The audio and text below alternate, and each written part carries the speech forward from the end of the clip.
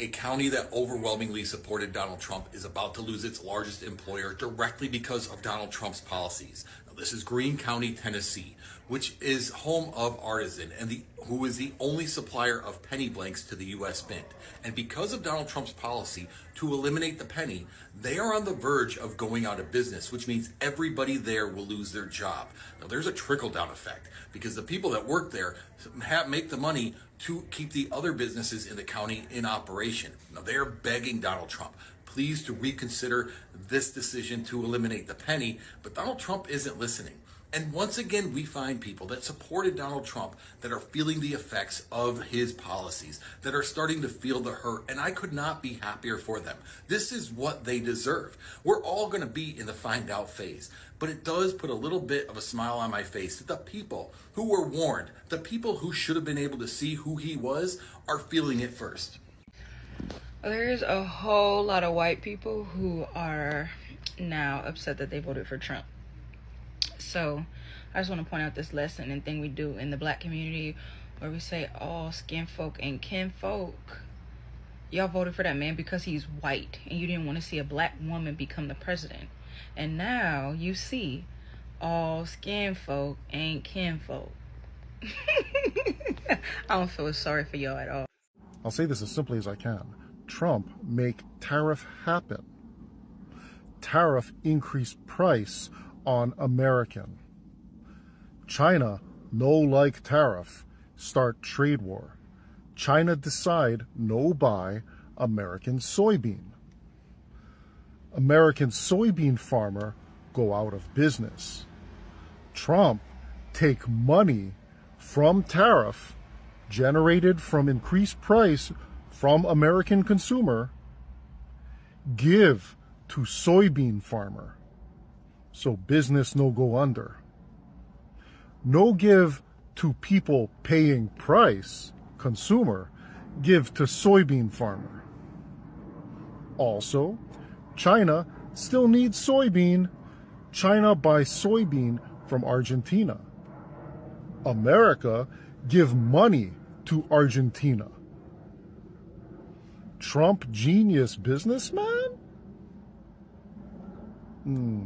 Look, folks, this is a tale as old as time. Donald Trump offers his fans, his supporters, a sham product. They buy it, and they never get the product. It ends up being a complete and total scam, and that has played out once more. Remember the Trump phone? Remember Trump Mobile, that whole thing, that line of phones that Donald Trump was launching? The Patriot phones that were made in America? Surprise, surprise, it's a scam. People who pre-ordered it are not getting their money back, and many people just got an email confirming that their Trump phones were a scam, and that money that they put down as a deposit that they paid for the phone, it's not going back into their bank accounts. I don't know how these Republicans haven't realized that if you're buying something from Donald Trump, it is essentially a donation, it is a grift, it is a scam, and yet they do it anyway. So let's get into this article because we have some big updates on the Trump phone, which everybody with a little bit of common sense recognized was a scam, but of course Republicans who bought in, not so much. Donald Trump supporters have long treated anything bearing his name as a guaranteed win. And that's the truth. I mean, you know, he has stakes, he has trading cards, he has colognes, he has meme coins, all of that crap, and they buy in. From stakes and sneakers to social media platforms and crypto schemes, critics, however, argue that Trump-branded ventures often follow a far more familiar pattern. Huge promises, flashy marketing, and angry customers left wondering where their money went. Yeah, I mean, a guy who's been found liable for business fraud many, many, many times, a guy who's bankrupted casinos when the house has the advantage. Yeah. That backlash is exploding again after nearly 600,000 Trump supporters reportedly paid $100 deposits for a gold-colored Trump mobile smartphone that almost a year later still does not appear to exist. Quote, the fake college, the condos, the everything he slaps his name on is a scam, wrote one critic. He's making America a scam. Who in the hell likes this guy and for what? Do they hate America? It feels as if they are America's enemies. Republicans are America's enemy. Now, this is... Good afternoon and fuck Donald Trump. Theo Vaughn says to Joe Rogan, I'm just shocked, man. I'm shocked, man, at what Donald Trump is doing. Do you know what would shock me? If Joe Biden put anything on social media that said anything about bombing a civilization into nothingness. Do you know what shocked me? If Barack Obama was anywhere in the Epstein files. Do you know what shouldn't fucking shock you, Theo Von? Anything a man who rapes women and children does. A lying piece of shit grifter who we knew all the way across the board. The man's charity was shut down for theft. His own charity was shut down for theft. This is all before you suckled him, before you took his tiny little mushroom and gave it little licks on the head while he sat in front of you, while you masturbated to him and his words. Theo Von, Joe Rogan, you're pieces of fucking shit. Take a listen to how Trump's own voters are describing their own emotions right now on right-wing political call-in shows. I feel really betrayed, and I feel really, really angry. We have a president who tells us to move on from Epstein because it doesn't matter. Are you guys still talking about this? Seriously? And yet he still talks about the 2020 election fraud. He talks about the Hunter Biden laptop. He talks about all this stuff from 5-6 years ago, and he tells us to move on from the Epstein trial or the Epstein case. People like me will not stop talking about this. I feel so betrayed and so angry. This is not what I voted for. I'm concerned about being able to trust Donald Trump to keep his word. In his campaign, he said he was going to let us know all of the facts about this. And now he's saying, go away, don't pay attention to it. These Epstein files, we were told that there was going to be released. There was this client list that was going to be released. And the fact that it's suddenly gone away and he's trying to gaslight us is like a punch in the gut to MAGA. What do y'all think MAGA people's threshold is of being proven to them without a reasonable doubt that Trump has lied to them? What is their threshold for deciding they should no longer support Trump? Let's find out. Trump has suspended trade relations with Canada because he said they used a fake speech by Ronald Reagan in an ad attacking Trump's tariffs. Trump did this because he said that speech by Reagan attacking tariffs was fake. It's not fake, everybody. You see, at first, when someone says, let's impose tariffs on foreign imports, it looks like they're doing the patriotic thing by protecting American products and jobs. And sometimes for a short while it works, but only for a short time. And I'm not going to show the whole thing here, but you should go to YouTube and go to the Reagan Library and watch the video, because apparently everybody else in the world is doing that right now. Donald Trump has lied again to the American people. So what is your threshold? How many times does he have to be proven to be lying to you before you decide that what he's doing is bad for this country? What exactly happened to make America great again? We're now 11 months into Donald Trump's presidency, and it's unrecognizable. Everything that's going on is not what we voted for. Let's put that aside. But everything else, nobody that supported or voted for Donald Trump voted for what's going on right now. Our country is in a tailspin, right? Nothing is going right. We, the people, are suffering more and more every single day. While the elites, the oligarchs, the people at the top are still whining and dining, right? When Donald Trump ran for his second term, he ran on making the people prosperous, bringing businesses back to America so that we, the people, could benefit the fruits of our labor instead of other countries, multiple other countries. Donald Trump ran on the perfect agenda, but when he got in office, what did he do? Who did he serve? Because it sure isn't the American people. He's not making America great again at all, by any means.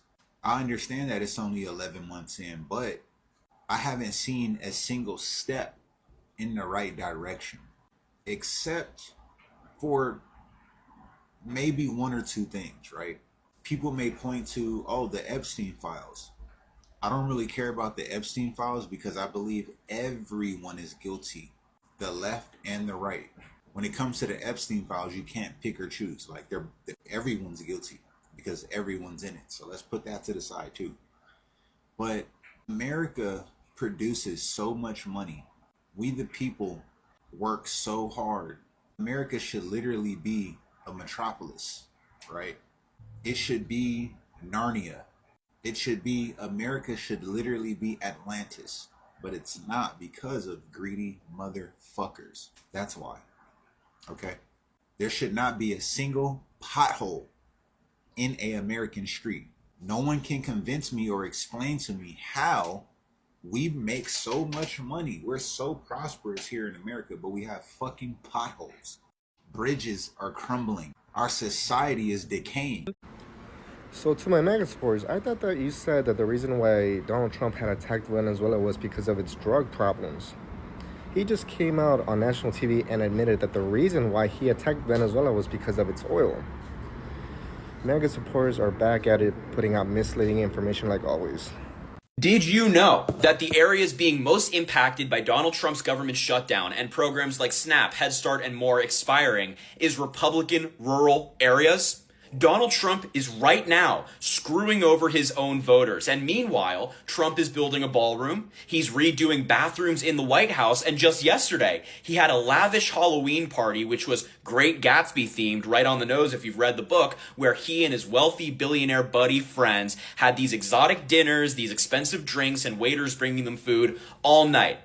How do these MAGA voters not realize that Donald Trump is laughing at them? They're the same people who made him wealthy, bought his shoes, his cologne, his trading cards. They're the same people who put him back into power. And now they're the same people who are being screwed over by his disastrous policies. And genuinely, I feel for them. No American child should go hungry because of their political affiliation or how their parents voted. No parent should go hungry because of how they voted. But that's the reality we live in. And it's the reality because of Donald Trump. And we can only hope that they realize it, but I'm not holding my breath. It's so mind-boggling. And then watching those same promises get walked back one at a time. It's not really about opinion. And when the people who were the most enthusiastic supporters are the ones, a lot of this comes down to specific promises that were made really clearly. No new wars, lower prices, more freedom. The angle keeps showing up again and again because it's one of the clearest examples of cause and effect you can point to. Tariffs get imposed, other countries stop buying. Watch this MAGA fan rage and completely abandon Donald Trump over his tariffs being deemed unconstitutional by the Supreme Court. The Supreme Court has ruled that Trump's tariffs are unconstitutional.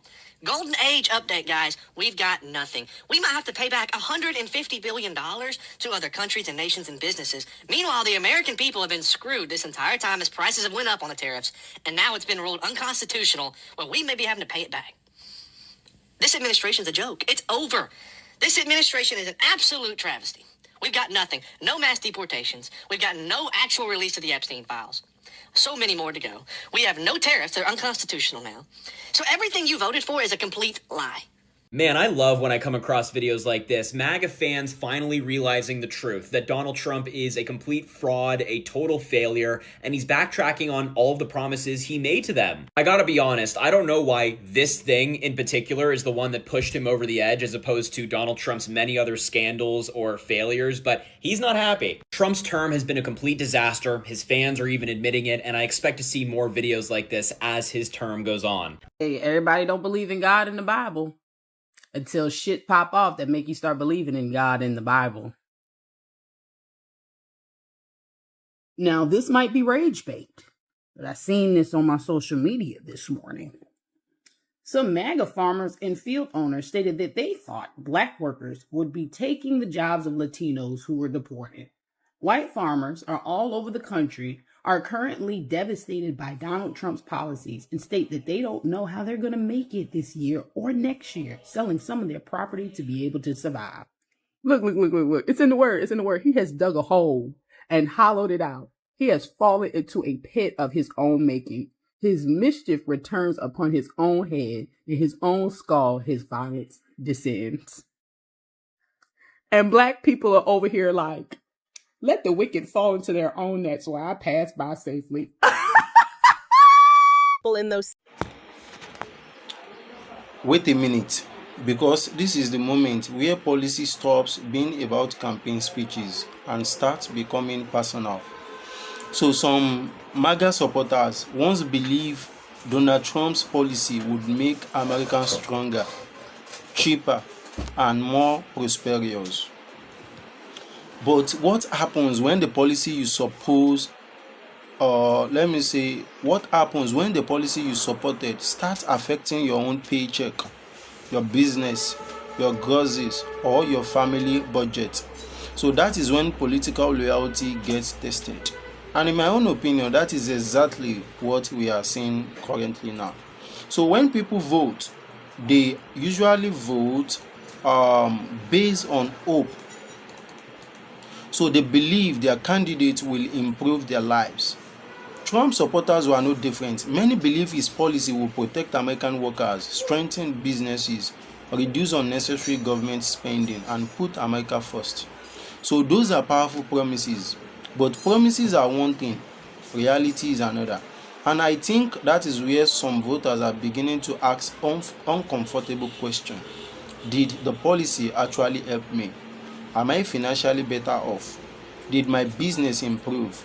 Can my family afford more or less than before? So those are much harder questions than simply asking which political party you support. And personally, I think that is how voters should judge every president, not by speech, not by rallies, even not by social media. It is by results. So one area that has created particular debate is tariff. So the argument behind tariff is understandable. If foreign goods are cheaper because they produce elsewhere, tariff can be used to make imported products more expensive and potentially encourage consumers and companies to buy American-made products. So that sounds good in theory, but there is another side. American companies often rely on imported materials, components, and products. So if those costs increase, businesses may eventually pass some of that increase on consumer. And suddenly, the policy was supposed to protect American workers can also create higher costs for American families. So a government can announce a program designed to save a country, but if families experience higher costs, they are going to judge the policy based on what they see in their own lives. That is why I don't believe political loyalty could be blind. So if you voted for Trump and still believe he is doing a great job, that is your right. If you voted for him and now you have concern, that is also your right. So changing your opinion is not a crime. It is part of democracy. And personally, I think politicians should actually welcome criticism from their own supporters. Because when voters says this is not working for me, leaders should listen. They shouldn't simply tell people they were wrong. They should explain what is happening and what they are going to do about it. And that is where I think MAGA movement faces a lot of major tests. Can supporters hold their own political leaders accountable? Or will loyalty always come before results? Because eventually every political movement reaches that point. The slogans disappear, the campaign ends, and people look at their bank accounts, they look at their businesses, they look at their grocery bills, they look at their retirement savings, and they are asking one simple question: is my life actually getting better? So that is the question no politician can avoid forever. And I think that is what makes economic policy so powerful. You can convince somebody with speech, you can inspire somebody at a rally, but you can't easily convince someone that are financially comfortable when they are struggling to pay their bills. I think that's my own opinion about that. So what's your own thoughts? Drop it down in the comment section below. Thanks for watching and see you in my next video.